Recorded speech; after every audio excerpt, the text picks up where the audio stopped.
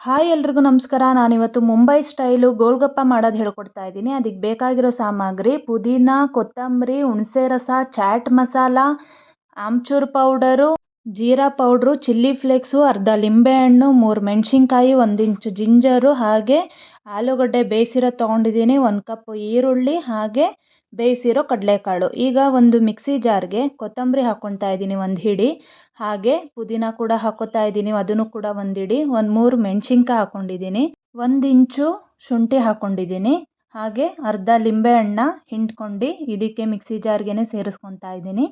ಈಗ ಇದನ್ನು ನುಣ್ಣಗೆ ರುಬ್ಕೋಬೇಕು.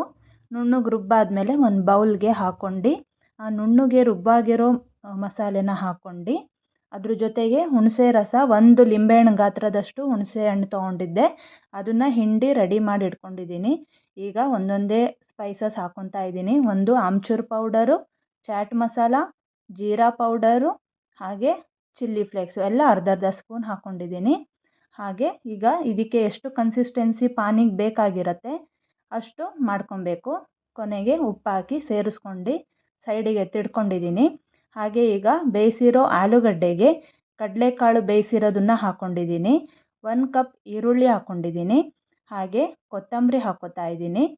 ಹಾಗೆ ಇದಕ್ಕೂ ಕೂಡ ಸ್ಪೈಸಸ್ ಸೇರಿಸ್ತಾ ಇದ್ದೀನಿ.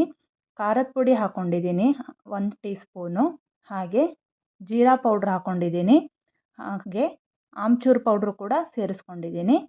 ಈಗ ಹಾಗೆ ಉಪ್ಪು ಕೂಡ ಸೇರಿಸ್ತಾ ಇದ್ದೀನಿ. ಇದನ್ನೆಲ್ಲ ಮಿಕ್ಸ್ ಮಾಡಿ ಒಂದು ಕಡೆ ಎತ್ತಿಟ್ಕೊಳ್ಳಿ. ನಾನಿಲ್ಲಿ ರೆಡಿಮೇಡ್ ಪೂರಿನ ಯೂಸ್ ಮಾಡಿದ್ದೀನಿ. ಈಗ ಗೋಲ್ಗಪ್ಪ ರೆಡಿಯಾಗಿದೆ. ಮಸಾಲೆ ತುಂಬಿ ಪಾನಿ ಜೊತೆಗೆ ಸವಿಬೋದು. ಈ ರೆಸಿಪಿ ನಿಮಗೆ ಇಷ್ಟ ಆದಲ್ಲಿ ದಯವಿಟ್ಟು ಕಮೆಂಟ್ ಮಾಡಿ, ಶೇರ್ ಮಾಡಿ, ಲೈಕ್ ಮಾಡಿ, ನಮ್ಮ ಚಾನಲ್ನ ಸಬ್ಸ್ಕ್ರೈಬ್ ಮಾಡ್ಕೊಳ್ಳಿ. ಮುಂದಿನ ವಿಡಿಯೋದೊಂದಿಗೆ ಸಿಗ್ತೀನಿ. ಎಲ್ಲರಿಗೂ ಧನ್ಯವಾದಗಳು.